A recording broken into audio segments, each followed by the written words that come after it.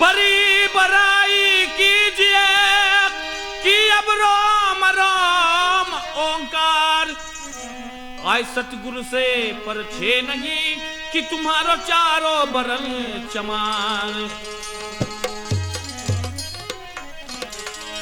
कृपा निधान सुजान प्राण पद बिरले को ही पावेगा। कृपा निधान सुजान प्राण पद बिरले को ही पावेगा।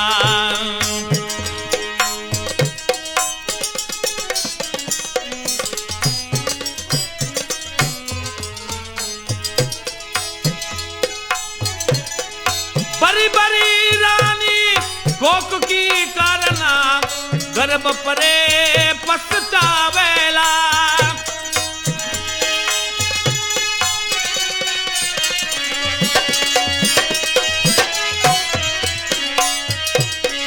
बड़ी बड़ी रानी कोक की करना गर्भ परे पछतावेला।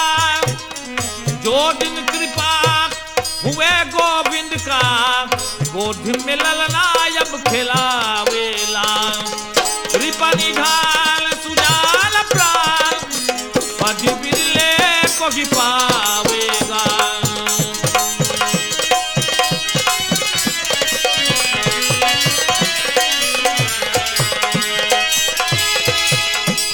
बड़ी बड़ी मुनिया ना बड़े ऐसा ज्ञानी बैठ के तुर जावेला सैया बैठ के तुर जावेला।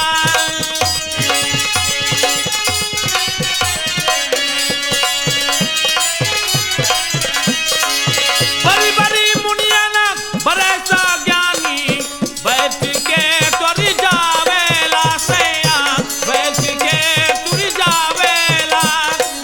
बर बर मनगी वाक्य करना तनक जाते मर जावेला। कृपा निधान सुजान प्राण पद बिरले को ही पावेगा।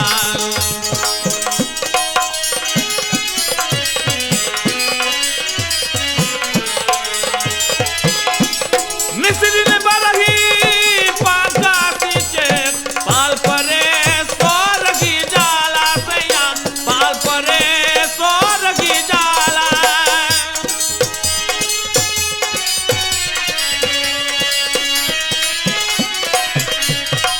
निस्रिन बरही पाका सींचे पाल परे सोरगी जाला सैया पाल परे सोरगी जाला। तुलसीदास बलिया सचरण की हरि का चरण गुण गावेला। कृपा निधान सुजान प्राण पद बिरले को ही पावेगा। कृपा निधान सुजान प्राण पद बिरले को ही पावेगा।